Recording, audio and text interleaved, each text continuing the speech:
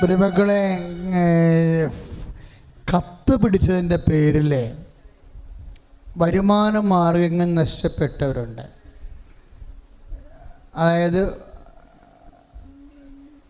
അഗ്നി ബാധയുണ്ട്, അതിൻ്റെ പേരിൽ ഫാക്ടറിയോ വീടോ സ്ഥലമോ പീടികയോ കെട്ടിടമോ അല്ലെങ്കിൽ ജോലി ചെയ്യുന്ന ഇടമോ നഷ്ടപ്പെട്ടതിൻ്റെ പേരിൽ സാമ്പത്തികമായ ദാരിദ്ര്യം അനുഭവിക്കുന്നവരെ കർത്താവ് പ്രത്യേകം ആശീർവദിക്കുകയും അവിടെ വിഷയങ്ങളുടെ മേലെ കർത്താവിൻ്റെ വലിയ തീരുമാനം സാക്ഷ്യം പറയാൻ പറ്റുന്ന രീതിയിലേക്ക് കർത്താവ് നിങ്ങളെ അനുഗ്രഹിച്ചുകൊണ്ടിരിക്കണം. ഹല്ലേലൂയ. കരങ്ങൾ ഉയർത്തിക്കൊണ്ട് സ്തുതിക്കട്ടെ. ഹല്ലേലൂയ. കർത്താവേ, വരുമാന മാർഗം മുട്ടിപ്പോയവരെ അങ്ങ് ആശീർവദിക്കുന്നതിനെ നന്ദി പറയുന്ന കർത്താവേ, കർത്താവെ, അഗ്നിബാധ പോലും നഷ്ടപ്പെട്ട സ്വത്ത് സ്വകളുടെ മേൽ കർത്താവെ പുതിയ മാർഗം തുറന്നു. Hallelujah, hallelujah, hallelujah. നമ്മളിപ്പോഴും പ്രാർത്ഥിക്കുന്നത് കൃപാസനത്തിൻ്റെ സാക്ഷ്യങ്ങൾ നിങ്ങൾ വർഷങ്ങളായി കേൾക്കുന്നതാണ്. പ്രത്യേകിച്ച് ഉടമ്പടിക്ക് ശേഷം ഒരു മനുഷ്യൻ ഈ ഭൂമിക്ക് മുകളിൽ അനുഭവിക്കുന്ന എല്ലാത്തിനും സമാധാനം ഉണ്ടാകുന്ന പരിശുദ്ധ അമ്മയുടെ പ്രത്യേക മധ്യസ്ഥമുള്ള സ്ഥലമാണ്. ജോലിയായാലും വീടായാലും വിവാഹമായാലും മക്കളായാലും എല്ലാത്തിനും ഈ ആരാധനയുടെ അൾത്താറയിൽ അമ്മ സന്നിധാനത്തിൽ നിനക്ക് സാക്ഷ്യം പറയാൻ സാധിക്കും.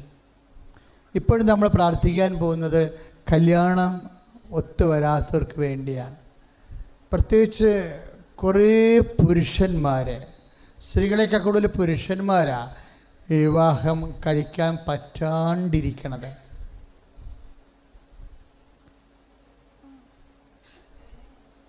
അവർ ഭയങ്കര സങ്കടവും മനസ്സിൽ അനുഭവിക്കുന്നവരാണ്.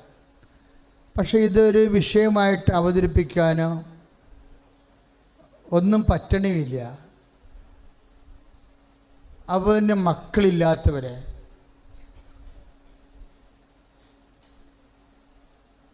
ഈ രണ്ട് വിഷയമാണ് ഇപ്പം നമ്മൾ പ്രാർത്ഥനയ്ക്ക് വെക്കുന്നത്. ഒന്ന്, ആണായാലും പെണ്ണായാലും വിവാഹം താമസിക്കുന്നവരെ. രണ്ടാമത്തത് മക്കളില്ലാത്തവരെ. അച്ഛനോട് ചേർന്ന് പ്രാർത്ഥിക്കുക. കർത്താവായ ദൈവമേ, വിവാഹം ഒത്തുവരാത്തവരെ അങ്ങേക്ക് സമർപ്പിക്കുന്നു. മക്കളില്ലാത്തവരെ അങ്ങേക്ക് സമർപ്പിക്കുന്നു. ഈശോ ഇപ്പോഴ് ഈ നിമിഷം പരിശുദ്ധ അമ്മേ അവർക്ക് വേണ്ടി മാധ്യസ്ഥം വഹിക്കണമേ. യേശുവിന്റെ വലത് കരം കരുണയുടെ കരം അവരിലേക്ക് നീണ്ടുവരട്ടെ. യേശുവിന്റെ നാമത്തിൽ വൈവാഹിക തടസ്സങ്ങള്, മക്കളില്ലാത്ത അവസ്ഥകള് പരിപൂർണമായി നീങ്ങിപ്പോകട്ടെ. ഹല്ലേലൂയ. കരങ്ങൾ ഉയർത്തട്ടെ. ഹല്ലേലൂയ. യേശുവേ ആരാധന. ദൈവമേ, വിവാഹപ്രായമായവരെ അങ്ങ് സ്പർശിക്കണമേ കർത്താവേ. സദാന ലബ്ധിയില്ലാത്തവര്, വിഷമിക്കുന്നവർക്ക് മധ്യായ എലിസബത്തിന് സന്താന ഭാഗ്യം കൊടുത്ത ദൈവമേ, 90-ാമത്തെ വയസ്സില് സാറായ്ക്ക് സന്താന കൃപ കൊടുത്ത ദൈവമേ, വിവാഹം കഴിഞ്ഞിട്ട് മക്കളില്ലാത്ത എല്ലാ മക്കളെ ഏറ്റെടുക്കണമേ. ഹല്ലേലൂയ.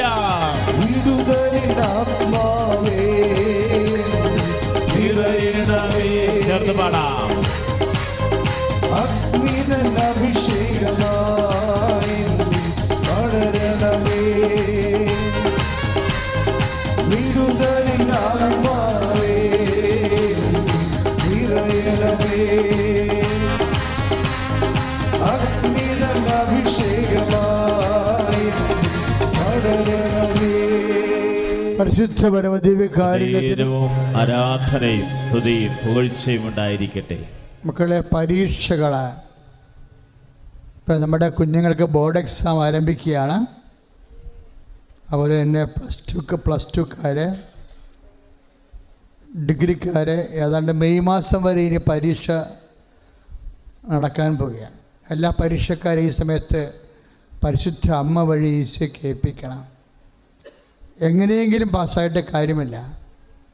ആരുടെ കാര്യം പിടിക്കാത്ത രീതിയിൽ ജീവിക്കാനുള്ള മാർക്ക് തരണം. ആരുടെയും കാര്യം പിടിക്കാത്ത രീതിയിൽ ജീവിക്കാനുള്ള മാർക്ക് തരാൻ വേണ്ടി പ്രാർത്ഥിക്കും. പലതും നിങ്ങൾക്കറിയാം, കൃപാസനത്തിലെ വിഷയങ്ങൾ not by merit but by ഗ്രേസാണ്. കർത്താവിൻ്റെ വചനം പോലെ നിൻ്റെ കഴിവിനേക്കാളുപരി ദൈവത്തിൻ്റെ കൃപ കൊണ്ടാണ്. അതാണ് ഇന്ന് 9:16 കണ്ടത്, റോമ. അതിൻ്റെ പ്രവൃത്തിയല്ല, മറിച്ച് കർത്താവിൻ്റെ കൃപയാണ്. ആ പ്രവൃത്തിക്ക് അപ്പുറത്ത് കർത്താവിൻ്റെ കൃപ പ്രവർത്തിച്ച് നിങ്ങൾ നിലനിർത്തുന്ന ഒരു സ്ഥലമാണിത്. അതുകൊണ്ട് തന്നെ നമ്മുടെ ആത്മാർത്ഥത ഉണ്ട്, കഠിനാധ്വാനം ഉണ്ടെങ്കിൽ ബാക്കി അതിൻ്റെ പരാധീനം പോരായ്മകളും കർത്താവ് പരിഹരിച്ച് നിന്നെ ഉന്നത സ്ഥാനത്തെത്തിക്കാം. അവിടെ പരീക്ഷ എഴുതാനുള്ളവരെ, പിന്നെ ഏറ്റവും കൂടുതൽ IELTS, MOH, HAD, OET അനേകം സാക്ഷ്യങ്ങൾ എല്ലാ ആഴ്ചകളിലും കേൾക്കുന്ന സ്ഥലമാണ്. ഇപ്പം മനുഷ്യൻ്റെ എല്ലാ സങ്കീർണ വിഷയം, കോടതിയെങ്കിൽ കോടതി, കേസ്, വ്യവഹാരം, അതിർത്തി തർക്കം, നൈപുണ്യ പരീക്ഷ, യോഗ്യത പരീക്ഷ, എല്ലാത്തിനും അമ്മ സമാധാനം വേണം. നിൻ്റെ ഭൗതിക മേഖലകളെ അതിശക്തമായി അതിൻ്റെ നീ തുഴഞ്ഞ് കൈയും കാലം തളരുമ്പോൾ അമ്മയുടെ കൈകൾ നിനക്ക് വേണ്ടി തുഴയണ ഇടമാണിത്. ആ സാക്ഷ്യങ്ങളാണ് നമ്മൾ കേൾക്കുന്നത്. യൂട്യൂബിൽ കിടക്കുന്നതും അത് തന്നെയാണ്. അതുകൊണ്ട് അച്ഛനോട് ചേർന്ന് എല്ലാ ടെസ്റ്റുകളുണ്ട്. ഇനി ജോലിക്ക് ഇൻ്റർവ്യൂ ഉണ്ട്, ജോലിക്ക് ഇൻ്റർവ്യൂവിന് പോകുന്നവരുണ്ട്, അപ്പോയിൻമെൻറ്റ് ലെറ്റർ പ്രതീക്ഷിക്കുന്നവരുണ്ട്, ഇനി വരാൻ പോകുന്ന റാങ്ക് ലിസ്റ്റിൽ പേര് വരാൻ പ്രാർത്ഥിക്കുന്നവരുണ്ട്, പൊട്ടപ്പരീക്ഷ എഴുതി വ്യസനത്തോടെ കഴിയണവരുണ്ട്, നിസ്സഹായപ്പെട്ട് ഇനി എന്ത് ചെയ്യുമെന്ന് അറിയാൻ പാടില്ല വിഷമിക്കുന്നവരുണ്ട്. എല്ലാവരെയും ഇപ്പോഴും ഓർക്കുകയാണ്. അച്ഛനോട് ചേർന്ന് പ്രാർത്ഥിക്കുക. കർത്താവായ ദൈവമേ, എല്ലാ പരീക്ഷക്കാരെയും 10ാം ക്ലാസ് മുതൽ മുകളിലേക്കുള്ള എല്ലാ നിർണായക പരീക്ഷക്കാരെയും അവരുടെ ബുദ്ധിയെ ഇപ്പോൾ പ്രകാശിപ്പിക്കണമേ. അവരുടെ അധ്വാനത്തെക്കാൾ ഉപരി അങ്ങയുടെ കൃപയാൽ അവർക്ക് ആത്മവിശ്വാസം നൽകണമേ. പരീക്ഷയുടെ പരീക്ഷകളുടെ ഉറക്കമില്ലാത്ത അവസ്ഥകള്, സംഭ്രാന്തികള് വിശുദ്ധ രക്തത്താൽ കഴുകപ്പെടട്ടെ. സ്വസ്ഥതയും സമാധാനവും ആത്മവിശ്വാസവും പരീക്ഷാർത്ഥികളിലെ നിറയട്ടെ. കർത്താവായ ദൈവമേ, എക്സാം എഴുതുന്ന എല്ലാ മക്കളെയും സമർപ്പിക്കുന്നു. +1, +2 എക്സാം എഴുതുന്നവര്, ഡിഗ്രി പരീക്ഷ എഴുതുന്നവര്, പ്രൊഫഷണൽ കോഴ്സിന് പഠിച്ച് പരീക്ഷ എഴുതുന്നവര്, കർത്താവേ അവന്റെ ബുദ്ധിയെ പ്രകാശിപ്പിക്കണമേ. എല്ലാ ചോദ്യങ്ങൾക്കും കൃത്യമായ ഉത്തരം നൽകാൻ പരിശുദ്ധാത്മാവേ, വിജ്ഞാനദാതാവായ ദൈവമേ, ദിവ്യകാരുണ്യത്തിന്റെ അഭിഷേകത്താൽ ആശീർവദിക്കണമേ.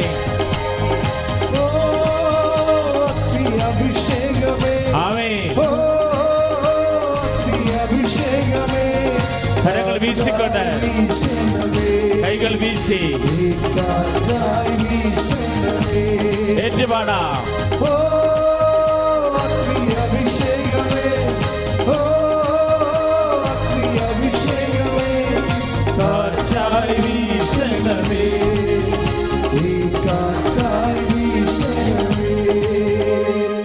പരിശുദ്ധ പരമദിവ്യകാരുണ്യവും ആരാധനയും സ്തുതിയും പുകഴ്ചയും ഉണ്ടായിരിക്കട്ടെ. പ്രിയപ്പെട്ടവരെ ശ്രദ്ധിക്കുക. ഇപ്പോഴും നമ്മൾ പ്രാർത്ഥിക്കാൻ പോകുന്നൊരു പ്രത്യേക വിഷയമാണ്. കൃപാസനത്തിലെ അമ്മ സമയത്തിൻ്റെ അമ്മയാണ്. ഇപ്പം ഡേറ്റ് ആൻഡ് ടൈമാണ് ഇപ്പോഴത്തെ പ്രാർത്ഥനാ വിഷയം. ഇപ്പോൾ ഒരേ ആൾക്കാർ നമ്പരൊക്കെ പറഞ്ഞു കേട്ടില്ലേ? എപ്പോഴും സാക്ഷ്യം പറഞ്ഞാലും ഒരു ഡേറ്റോ നമ്പരോ ഉണ്ടാകും, അക്കങ്ങളുണ്ടാകും. അപ്പോൾ ഇങ്ങനെയുള്ള അക്കങ്ങളിപ്പോൾ ഓർക്കേണ്ടതാണ് നിങ്ങൾ. ഡേറ്റ് ഇപ്പോൾ നിങ്ങളുടെ കേസിൻ്റെ ഡേറ്റ് ആകാം, അല്ലെങ്കിൽ വാദം തുടങ്ങുന്ന ഡേറ്റ് ആകാം. ആ ഡേറ്റ് ഇപ്പോൾ ഓർക്കണം. ഇനി നിങ്ങൾക്ക് ഇൻ്റർവ്യൂ ഉണ്ടാകും. ആ ഡേറ്റ്, ഇൻ്റർവ്യൂവിൻ്റെ ഡേറ്റ് ഉണ്ടാകും. അതിപ്പോൾ നിങ്ങൾ ഓർക്കണം.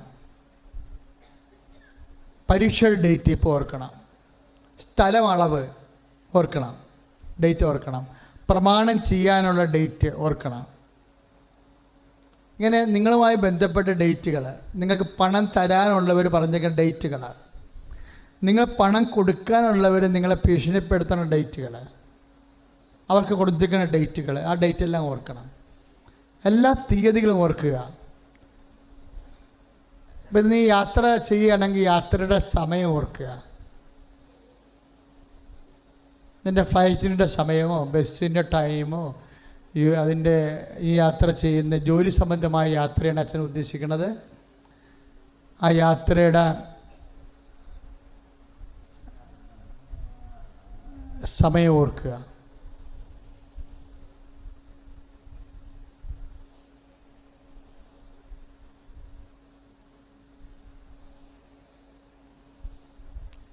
അച്ഛനോട് ചേർന്ന് പ്രാർത്ഥിക്കുക. കർത്താവായ ദൈവമേ, അങ്ങയുടെ മക്കള് അങ്ങ് ജീവിക്കാൻ വേണ്ടി ഈ ഭൂമിയിൽ നൽകിയ സമയത്തിന് അവരുടെ ജീവിതത്തെ സ്വാധീനിക്കുന്ന പ്രത്യേക സമയത്തെ ഇപ്പോൾ ഞങ്ങള് അങ്ങയുടെ തിരുസന്നിധി സമർപ്പിച്ച സമയത്ത് അങ്ങയുടെ സാന്നിധ്യം കൊണ്ട് സൗഖ്യം കൊണ്ട് ഇടപെടൽ കൊണ്ട് ഇപ്പൊ നിറക്കണമേ. കരങ്ങൾ ഉയർത്തിക്കൊണ്ട് സ്തുതിക്കട്ടെ. കർത്താവിന്റെ ശക്തി പ്രകടമാകുന്ന വലിയ നിമിഷങ്ങള്, ദൈവിക കൃപയുടെ നിമിഷങ്ങള്, ദൈവം ഇടപെടുന്നതിന് നന്ദി പറയുന്ന കർത്താവേ. Hallelujah, hallelujah. യേശുവേ ആരാധന. Praise the Lord. കരങ്ങൾ ഉയർത്തി ശക്തമായിട്ട് സ്തുതിക്കട്ടെ. ഇതാ ഈശോ നിങ്ങളെ ആശീർവദിക്കാൻ പോവുകയാണ്. ഉടമ്പടിയിൽ സമർപ്പിച്ചിട്ടുള്ള എല്ലാ നിയോഗങ്ങളും ഓർക്കണം. പരീക്ഷ എഴുതുന്ന മക്കളെല്ലാം കരങ്ങൾ ഉയർത്തി സ്തുതിക്കട്ടെ. പരീക്ഷ എഴുതുന്ന മക്കൾക്ക് വേണ്ടി പ്രാർത്ഥിക്കുന്ന മാതാപിതാക്കൾ ഇപ്പോൾ മക്കളെ സമർപ്പിച്ച് പ്രാർത്ഥിക്കട്ടെ. കരങ്ങൾ ഉയർത്തി ശക്തമായി സ്തുതിക്കട്ടെ. യേശുവേ, സ്തുതിച്ച് പ്രാർത്ഥിക്കുന്ന കർത്താവേ, മാരക രോഗങ്ങള്, ക്യാൻസർ രോഗങ്ങള്, കിഡ്നി രോഗങ്ങള്, തൈറോയ്ഡ് രോഗങ്ങള്, ഹൃദയ സംബന്ധമായ രോഗങ്ങള്, പ്രഗ്നൻസി കോംപ്ലിക്കേഷൻസ്, ഈശോയെ അങ്ങ് സൗഖ്യപ്പെടുത്തുന്നതിനെ ഓർത്ത് നന്ദി പറയുന്ന കർത്താവേ. ഉടമ്പടിയിൽ ഞങ്ങൾ സമർപ്പിച്ചുള്ള നിയോഗങ്ങള് അത്ഭുതകരമായി അങ്ങ് ഇടപെടുന്നതിനെ ഓർത്ത് നന്ദി പറയുന്നു. വിദൂരങ്ങളിൽ ഇരുന്ന് യൂട്യൂബിലൂടെ ശുശ്രൂഷ കണ്ട് പ്രാർത്ഥിക്കുന്ന ഓരോ മകനെയും മകളെയും ഈ നിമിഷം ആശീർവദിക്കണമേ. Hallelujah, hallelujah. യേശുവേ നന്ദി, യേശുവേ സ്തോത്രം. ശിരസ് നമിച്ച പരിശുദ്ധ പരമ ദിവ്യകാരുണ്യത്തിന് നമ്മുടെയും നമ്മുടെ നിയോഗങ്ങളെയും ആശീർവദിച്ച പരിശുദ്ധ പരമ ദിവ്യകാരുണ്യത്തിന് നമ്മളെയും നമ്മുടെ കുടുംബങ്ങളെയും നമ്മുടെ രോഗങ്ങളെയും ആശീർവദിച്ച പരിശുദ്ധ പരമ ദിവ്യകാരുണ്യത്തിന് പരിശുദ്ധ അമ്മയുടെ പ്രതിഷേധത്തിന് സാക്ഷിയായി ഉയർത്തിയതിന് പരിശുദ്ധ അമ്മയ്ക്കും തിരുകുമാരനും 1000 നന്ദി. എൻ്റെ പേര് അലീന. ഞാൻ കോഴിക്കോട് ജില്ലയിലെ തിരുവമ്പാടി എന്ന ഇടവകാംഗമാണ്. ഞാൻ ഫസ്റ്റായിട്ട് ഉടമ്പടി എടുക്കുന്നത് ജൂൺ 29, 2024 ആണ്. ഞാൻ ഉടമ്പടി എടുക്കാനുള്ള റീസൺ, ഞാനപ്പോൾ OET പ്രിപ്പയർ ചെയ്യുന്നുണ്ടായിരുന്നു, BSc നഴ്സിംഗ് കഴിഞ്ഞിട്ട്. അപ്പോൾ ഞാൻ OET പ്രിപ്പയർ ചെയ്യുന്ന സമയത്ത് എനിക്ക് ആക്ച്വലി ഭയങ്കര കോൺഫിഡൻസ് ആയിരുന്നു. എനിക്ക് OET കിട്ടും, കാരണം എനിക്ക് ലാംഗ്വേജ് ഉള്ളതുകൊണ്ട് എനിക്ക് കിട്ടുമെന്ന് ഭയങ്കര കോൺഫിഡൻസ് ആയിരുന്നു. പക്ഷേ എക്സാം ബാച്ചിലേക്ക് കയറിയ സമയത്ത് എനിക്ക് 42-ൽ 10, 11 ഇങ്ങനെ മാത്രമേ സ്കോറ് വരുന്നുള്ളൂ. ശരിക്കും നമുക്ക് 30+ ആണ്, അല്ലെങ്കിൽ 35, 350 വന്നാലേ OET നമുക്ക് പാസ്സായി ഒരു B സ്കോറിലേക്ക് എത്താൻ പറ്റുള്ളൂ. പക്ഷേ എനിക്ക് കിട്ടിക്കൊണ്ടിരുന്ന സ്കോറ് 10, 11 ഇങ്ങനെയായിരുന്നു. അപ്പം എനിക്ക് ഭയങ്കര കൺഫ്യൂഷനായി, ടെൻസ്ഡായി. അപ്പോൾ എന്നോട് വീട്ടിൽ നിന്ന് ചേട്ടായും മമ്മിയും പറഞ്ഞു, ഉടമ്പടി എടുക്കുക, ചേട്ടൻ ഓൾറെഡി ഉടമ്പടിയിലുള്ള ആളാണ്.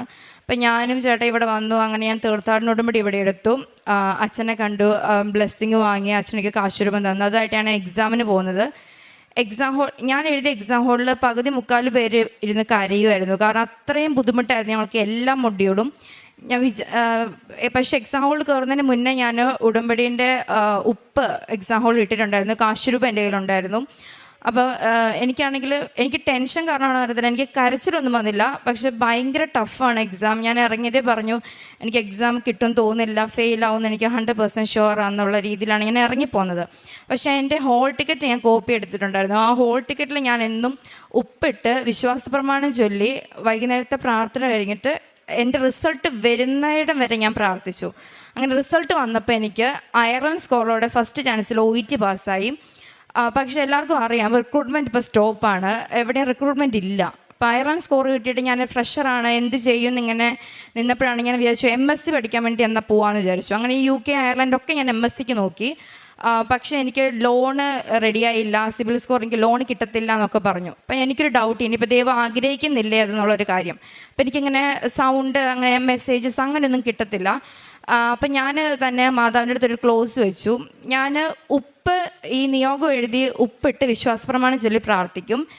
ആ ഉപ്പ് അലിയുവാണെങ്കിൽ ഞാൻ ഇതുമായിട്ട് പ്രൊസീഡ് ചെയ്യും, അലിയത്തില്ലെങ്കിൽ ഞാൻ പ്രൊസീഡ് ചെയ്യത്തില്ല. അത് എത്രമാത്രം ലോജിക്കലി ആലോചിക്കുമ്പോൾ കറക്റ്റാവുമെന്ന് എനിക്കറിയത്തില്ല, കാരണം ഉപ്പ് എപ്പോഴും അലിയുമല്ലോ. അപ്പം ഞാൻ UK കാര്യം പറഞ്ഞു, ഉപ്പിട്ട് പ്രാർത്ഥിച്ചു. ഒരാഴ്ചയായിട്ടും എൻ്റെ പേപ്പർ ഒരു തുള്ളി പോലും നനഞ്ഞില്ല. എനിക്ക് ലോണും ഇല്ല, ഓഫർ ലെറ്ററും ഇല്ല, ഒന്നുമില്ല. അപ്പം ഞാൻ ആ പ്ലാൻ അവിടെ തന്നെ സ്റ്റോപ്പ് ചെയ്തു. അത് കഴിഞ്ഞിട്ട് ഇങ്ങനെ എന്താ ചെയ്യുക, റിക്രൂട്ട്മെൻറ്റ് ഇല്ലോ എന്ന് വിചാരിച്ചിരിക്കുമ്പോഴാണ് എനിക്ക് മാൾട്ടയിൽ നിന്നൊരു ഓഫർ വന്നത്, ബ്രിഡ്ജിങ് ചെയ്ത് RN ആവാനുള്ളത്.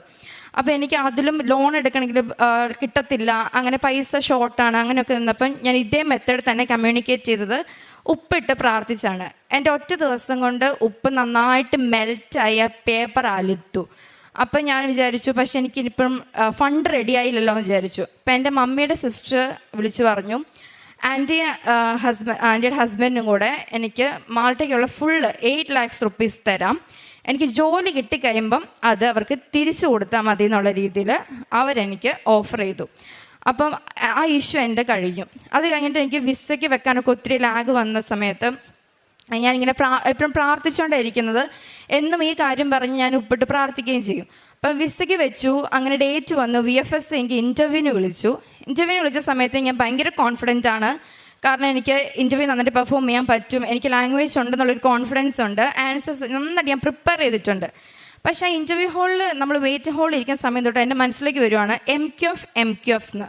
അപ്പം ഞാൻ വിചാരിച്ചു MQF എന്താ, അതെനിക്ക് അറിയാം, level 5 ആണ് MQF, ഞങ്ങൾക്ക് അത്രയും അറിഞ്ഞാൽ മതി. പക്ഷേ എനിക്ക് കണ്ടിന്യൂസ്ലി എൻ്റെ മൈൻഡിലേക്ക് വരികയാണ്, ആരും എന്നോട് പറയുന്ന പോലെ MQF എന്താന്ന്. അപ്പം ഞാൻ എൻ്റെ അടുത്തിരിക്കുന്ന കൊച്ചിനോട് ഓട്ടോമാറ്റിക്കലി ചോദിച്ചു MQF എന്താണെന്ന് അറിയുമെന്ന്. അപ്പോൾ അവളും പറഞ്ഞു level 5 അല്ലേ എന്ന് ചോദിച്ചു. അപ്പോൾ ഞാൻ പറയാം അതേന്ന് പറഞ്ഞിട്ട് ഞാൻ കോൺഫിഡൻ്റ് ആയിട്ടിരുന്നു.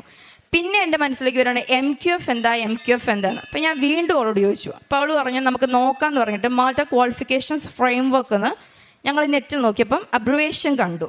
പക്ഷേ എല്ലാവർക്കും ആ ഇൻ്റർവ്യൂർ ഭയങ്കര കൂളായിരുന്നു, ഒന്നും ചോദിച്ചില്ല. അപ്പോൾ ഞങ്ങൾ ട്യൂഷൻ ഫീസും കോഴ്സിൻ്റെ നെയിമും മാത്രമേ ചോദിച്ചുള്ളൂ. ഞാൻ കയറിയത് ഇൻ്റർവ്യൂറിൻ്റെ ആറ്റിറ്റ്യൂഡേ മാറി. എനിക്ക് ഭയങ്കര ടഫായിട്ട് എങ്ങനെയാണ് മാൾട്ട കണ്ടുപിടിച്ചത്, അങ്ങനത്തെ ഭയങ്കര ടഫ് ക്വസ്റ്റ്യൻസാണ് ചോദിക്കുന്നത്.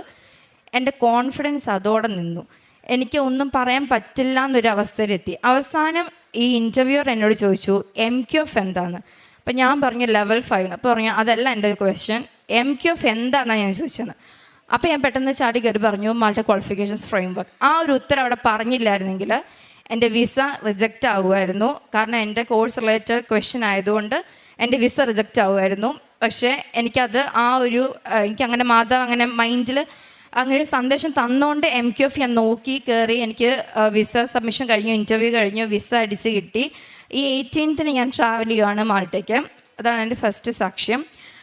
സെക്കൻഡ് വൺ എന്ന് പറഞ്ഞിട്ടുണ്ടെങ്കിൽ എനിക്ക് 9th സ്റ്റാൻഡേർഡ് തൊട്ട് പീരിയഡ്സ് ആകുമ്പം സിവിയർ പെയിനാണ് ആൻഡ് ഫെയിൻറ്റ് ചെയ്യും. എവിടെ നിൽക്കുന്ന അവിടെ ഞാൻ വീഴും. അപ്പം അങ്ങനെ കുറേ വർഷങ്ങൾ അങ്ങനെ പോയി. അപ്പം എല്ലാവരും പറയുന്നത് എനിക്ക് ടോളറൻസ് കപ്പാസിറ്റി ഇല്ലാത്തതുകൊണ്ടാണ് ഇങ്ങനെ വരുന്നതെന്നാണ് എല്ലാവരും പറഞ്ഞുകൊണ്ടിരുന്നത്. സോ ഞാനപ്പം BSc നഴ്സിംഗ് സെക്കൻഡ് ഇയർ പഠിക്കുന്ന സമയത്ത് ഒരു ദിവസം ഡ്യൂട്ടിക്കിടയിൽ ഇങ്ങനെ സിവിയറായിട്ട് വന്ന് ഫെയിൻ്റ് ആയപ്പം എമർജൻസി ആയിട്ട് അവർ സ്കാൻ ചെയ്ത് നോക്കിയപ്പോഴാണ് എനിക്ക് എൻഡോമെട്രിയൽ സിസ്റ്റ് ലെഫ്റ്റ് ഓവറിയിൽ ഉണ്ടെന്നറിയുന്നത്, ഗ്രോയിങ് ആണെന്നറിയുന്നത്. അപ്പം ഞാൻ ഡോക്ടറിൻ്റെ ഒപ്പീനിയൻ എടുത്തു. അപ്പോൾ ഡോക്ടർ പറഞ്ഞു, ഞാൻ ഫസ്റ്റ് ഒപ്പീനിയൻ സെക്കൻഡ് ഒപ്പീനിയൻ ഒക്കെ ഡോക്ടർ സെയിം കാര്യമാണ് പറയുന്നത്, ഒരിക്കലും ക്യൂർ ചെയ്യാൻ പറ്റില്ല മെഡിക്കൽ സയൻസിൽ, പക്ഷെ നമുക്ക് കൺട്രോൾ ചെയ്യാൻ പറ്റും. മെഡിസിൻസ് എടുത്തല്ല ഇഞ്ചക്ഷൻസ് വഴി, ഹോർമോൺ ടാബ്ലറ്റ്സ് വഴി കൺട്രോൾ ചെയ്യാനേ പറ്റുള്ളൂ, ഇതൊരിക്കലും നിനക്ക് ക്യൂർ ചെയ്ത് തരാൻ പറ്റില്ല എന്ന് പറഞ്ഞു. അപ്പം എൻ്റെ ചേട്ടൻ പറഞ്ഞു, നീ ഉടമ്പടി പറഞ്ഞു. അപ്പം ഞാൻ പറഞ്ഞു, പഠിക്കുമല്ലേ, ഇപ്പം എനിക്ക് ബുദ്ധിമുട്ടാണെന്നൊക്കെ പറഞ്ഞ് അത് ഞാൻ സ്കിപ്പ് ചെയ്തു. അപ്പോൾ ചേട്ടായി ഉടമ്പടി എടുത്തു. അങ്ങനെ ഞാൻ ഫസ്റ്റ് 6 months മരുന്നെടുത്തു. പിന്നെ 6 months നിർത്തി സ്കാൻ ചെയ്തപ്പോൾ എനിക്കത് നോർമലായി. അപ്പം ഞാൻ മനസ്സിൽ വെച്ചു, ഇതിപ്പോൾ നോർമലായി, പിന്നെ ഞാൻ ഉടമ്പടി എടുക്കുന്നില്ല എന്നങ്ങ് മനസ്സിൽ വെച്ചു. പക്ഷെ ഞാൻ പുറത്ത് പറഞ്ഞില്ല. അത് കഴിഞ്ഞ് 1 year കഴിഞ്ഞപ്പോൾ എനിക്ക് പിന്നെ റൊട്ടീൻ ചെക്കപ്പിൽ പഴയതിനേക്കാളും ഇരട്ടി വലുപ്പത്തിൽ ഈ സിസ്റ്റ് വന്നു. അപ്പോൾ എനിക്ക് പിന്നെയും ഭയങ്കര ടെൻഷനായി. അപ്പോൾ എന്നോട് ചേട്ടൻ പറഞ്ഞു, നീ നിർബന്ധമായിട്ട് നീയായിട്ട് ഉടമ്പടി എടുത്താൽ അങ്ങനെ ഷാർപ്പ് ഷൂട്ട് ചെയ്താൽ മാത്രമേ നിനക്ക് ഇതിന്ന് ക്യൂർ ചെയ്യാൻ പറ്റുള്ളൂ എന്ന് പറഞ്ഞു.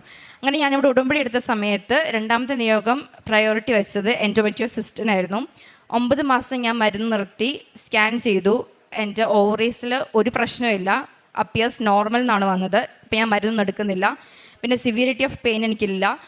ഞാനിപ്പം ടാബ്ലറ്റ്സ് അങ്ങനെ ഒന്നും എടുക്കാറില്ല, ഇഞ്ചക്ഷൻസ് അങ്ങനെ ഒന്നും എടുക്കാറില്ല. സിവിയറിറ്റി ഓഫ് പെയിൻ എനിക്ക് മെൻസ്ട്രൽ സൈക്കിളിലും ഇല്ല. പിന്നെ മൂന്നാമത്തെ സാക്ഷ്യം എന്ന് പറഞ്ഞിട്ടുണ്ടെങ്കിൽ, ഇതെൻ്റെ അനിയത്തിയാണ് നിയ. അവൾക്ക് പഠിക്കാനായിട്ട് ഭയങ്കര ബുദ്ധിമുട്ടായിരുന്നു, പ്രത്യേകിച്ച് മലയാളം അവൾക്ക് എങ്ങനെ നോക്കിയിട്ടും SLC ഓണപരീക്ഷയ്ക്ക് 5 മാർക്കാണ് കയറുന്നുള്ളൂ. ഈ 40-ൽ 5 കിട്ടുന്നത്. അപ്പോൾ സ്കൂളുകാർക്ക് ടെൻഷനായി. അപ്പോൾ സ്കൂളുകാർ പറഞ്ഞു, ഇവളെ എക്സാം എഴുതിപ്പിക്കാൻ പറ്റത്തില്ല എന്ന് പറഞ്ഞു. കാരണം ഫെയിൽ ആവുമെന്ന് അവർക്ക് പേടിയുണ്ട്. 1 വർഷം കൂടെ എന്തായാലും 10-ൽ ഇരിക്കട്ടെ എന്ന് പറഞ്ഞു. അപ്പോൾ ഇവൾ ഭയങ്കര സങ്കടമായി, ഭയങ്കര കാര്യത്തിൽ. അപ്പോൾ ഞങ്ങളോട് പറഞ്ഞു, നീ വിഷമിക്കേണ്ട, ഞാൻ ഉടമ്പടിയിൽ ഫസ്റ്റ് വെച്ചത് ഇതിൻ്റെ SLC പാസ്സായി കിട്ടാൻ വേണ്ടിയാണ്. ഞാൻ മാർക്ക് അങ്ങനെയൊന്നും വെച്ചിട്ടില്ല, ഇവളൊന്ന് SLC പാസ്സായി കിട്ടിയാൽ മതി. അപ്പോൾ സ്കൂളുകാർ നമുക്ക് ഇങ്ങോട്ടേക്കൊരു ഡിമാൻഡ് വെച്ചു, ക്രിസ്മസ് പരീക്ഷയ്ക്ക് ഇവൾ പാസ്സാകുവാണെങ്കിൽ, ജസ്റ്റ് പാസ്സാകുവാണെങ്കിൽ ഇവളെ എക്സാം എഴുതിപ്പിക്കാം, എന്നാലേ അവർ ഹോൾ ടിക്കറ്റ് ഇഷ്യൂ ചെയ്യത്തുള്ളൂ എന്ന് പറഞ്ഞു. അങ്ങനെ ഞങ്ങളോട് പറഞ്ഞു, നീ പ്രാർത്ഥിക്കുക. ഞാൻ പ്രാർത്ഥിക്കുന്നുണ്ട്, ഉടമ്പടിയിലാണല്ലോ, അപ്പം നീ മാതാവിനോട് പ്രാർത്ഥിച്ച് വിശ്വാസ പ്രമാണം ചെല്ലിയിട്ട് ക്വസ്റ്റ്യൻ പേപ്പർ നോക്കാവുള്ളൂ എന്ന് പറഞ്ഞു. ഡിസംബറിലെ ക്രിസ്മസ് എക്സാം കഴിഞ്ഞപ്പം ഇവൾ ആദ്യമായിട്ട് ജീവിതത്തിൽ മലയാളത്തിന് പാസ്സായി. അതുകൊണ്ട് മാത്രം ഇവളുടെ സ്കൂളുകാർ ഇവൾക്ക് ഹോൾ ടിക്കറ്റ് SLCയിൽ ഇഷ്യൂ ചെയ്തു.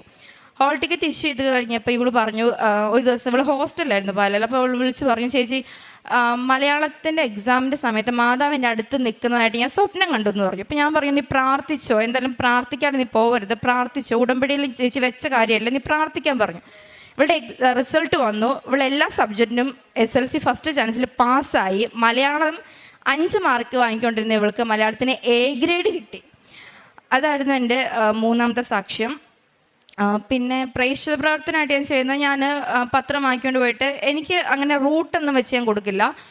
എനിക്ക് അറിയുന്ന റൂട്ടിലൊക്കെ പോവും, പിന്നെ ഒരു റൂട്ടിൽ കൊടുത്ത റൂട്ടിലും പോവില്ല. അങ്ങനെ ഞാൻ കൊടുത്ത് അങ്ങനെ പോവുക ചെയ്യുക. പിന്നെ സാക്ഷ്യങ്ങൾ എന്നും കേൾക്കും, ഷെയർ ചെയ്യാറുണ്ട്. ധ്യാനം മുടങ്ങാതെ ഞാൻ കൂടും, ഷെയർ ചെയ്യും. പിന്നെ ബൈബിൾ വായന ഞാൻ ഇതുവരെ മുടക്കിയിട്ടില്ല. കുർബാന എനിക്ക് പറ്റുമ്പോൾ ഒക്കെ ഞാൻ കുർബാന കൂടും. ഒരിക്കലും അങ്ങനെ കുർബാനയ്ക്ക് പോകാൻ മടിയോ അങ്ങനെയൊന്നുമില്ല. പിന്നെ കുമ്പസാരം ഞാൻ 2 ആഴ്ച കൂടുമ്പോൾ കുമ്പസാരം, അങ്ങനെ ഉടമ്പടിയിൽ പറയുന്നുണ്ടെങ്കിൽ കൂടിയും 2 ആഴ്ചയൊന്നും ഞാൻ കുമ്പസാരം വെക്കത്തില്ല. എനിക്ക് എപ്പോൾ കൃപാവരം നഷ്ടപ്പെട്ടെന്ന് തോന്നുന്നു, അതിന് ഒരു ദിവസമാണെങ്കിൽ ഒരു ദിവസം, 2 ദിവസമാണെങ്കിൽ 2 ദിവസം ഞാൻ കുമ്പസാരിക്കും. പിന്നെ കാരുണ്യ പ്രവൃത്തിയായിട്ട് ഞാൻ ചെയ്തുകൊണ്ടിരുന്നത്, ഞാൻ ഫസ്റ്റ് ഉടമ്പടി എടുത്തു കഴിഞ്ഞപ്പോൾ എൻ്റെ ചേട്ടായി ഇവിടെ ഉടമ്പടി എടുത്തതിന് ശേഷം ബാംഗ്ലൂർ ഒരു ക്യാൻസർ പേഷ്യൻസിൻ്റെ അവിടെ ശുശ്രൂഷ ചെയ്യുന്നുണ്ടായിരുന്നു 1 year ആയിട്ട്. അപ്പം ഞാൻ ചേട്ടയുടെ കൂടെ അവിടെ പോയിട്ട് ശുശ്രൂഷ ചെയ്തു. പിന്നെ അത് കഴിഞ്ഞിട്ട് ഞാൻ ഇവിടെ നാട്ടിൽ തിരിച്ചു വന്നിട്ടാണെങ്കിലും ഒരാഴ്ചയെങ്കിലും ഒരാൾക്ക് ഫുഡോ അല്ലെങ്കിൽ പൈസയായിട്ടോ എനിക്ക് പറ്റുന്ന വിധത്തിൽ എങ്ങനെയാണോ അത് ചെയ്യാൻ പറ്റുക, അങ്ങനെയാണ് ഞാൻ ചെയ്തിട്ടുള്ളത്. പിന്നെ ഞാൻ ഉടമ്പടി ഫസ്റ്റ് എടുത്ത് എൻ്റെ നിയോഗങ്ങൾ സാധിച്ച് അങ്ങനെ ഒരു ക്രൈറ്റീരിയ ബേസ്ഡാണ് കണ്ടിരുന്നത് ഫസ്റ്റ്. എത്ര ബ്രദറൊക്കെ പറഞ്ഞിട്ടും എനിക്കതങ്ങോട്ടേക്ക് ഉൾക്കൊള്ളാൻ പറ്റുന്നില്ലായിരുന്നു. കാരണം മെഡിക്കൽ സയൻസിന് പറ്റാത്തൊരു കാര്യം എങ്ങനെ മാതാവിന് പറ്റുമെന്നായിരുന്നു എൻ്റെ ഒരു വാദം. വീട്ടിൽ ഞാൻ വാദിച്ചുകൊണ്ടിരുന്നത് അത് പറഞ്ഞിട്ടാണ്. അപ്പം പക്ഷേ ഇപ്പം എനിക്ക് അങ്ങനെയല്ല. ഇപ്പം ഞാൻ ഉടമ്പടി ഒരു പ്രാർത്ഥനാ ജീവിതമായിട്ടാണ് കാണുന്നത്. എന്തെങ്കിലും കാര്യങ്ങൾ സാധിക്കാനോ ക്രൈറ്റീരിയ ബേസ്ഡോ ഒന്നുമല്ല. ഞാനിപ്പം ഉടമ്പടി ഒരു പ്രാർത്ഥനാ ജീവിതമായിട്ടാണ് കാണുന്നത്. ഞാനിപ്പം NRIയിലേക്ക് അത് കൺവേർട്ട് ചെയ്തിട്ടുണ്ട്. കാരണം എനിക്കത് നിർത്താനായിട്ട് ഞാൻ ഉദ്ദേശിക്കുന്നില്ല. കാരണം ഉടമ്പടി ഇല്ലാതെ വന്നു കഴിയുമ്പോൾ എനിക്കൊരു എംപ്റ്റിനെസ്സാണ് വരുന്നത്. എൻ്റെ ലൈഫിൽ ഞാൻ ഭയങ്കര സീറോ ആയിപ്പോയ പോലെ. എനിക്ക് പ്രാർത്ഥനയുണ്ടോ ചോദിച്ചാൽ യെസ്, നമ്മൾ പള്ളിയിൽ പോകുന്നവരെല്ലാം ചെയ്യുന്നുണ്ട്, പക്ഷേ എനിക്കൊരു ഫുൾനെസ് ഇല്ല. അപ്പം ഉടമ്പടി ഞാൻ എന്നോട് എല്ലാവരും ചോദിക്കും പുറത്ത് പോകാനാണോ ഉടമ്പടി എടുത്തതെന്ന്. അപ്പം ഞാൻ അവരോട് ഇപ്പോൾ പറയാമല്ല, ഞാൻ പുറത്ത് പോകാൻ വേണ്ടിയിട്ടല്ല, ഞാനിതൊരു പ്രാർത്ഥനാ ജീവിതമായിട്ടാണ് കാണുന്നത്. സോ അങ്ങനെയല്ല ഞാൻ എടുക്കുന്നതെന്നാണ് പറയുന്നത്. ഇത്രയും അനുഗ്രഹങ്ങൾ തന്ന അമ്മയ്ക്കും തിരുക്കുമാരനും 1000 നന്ദി.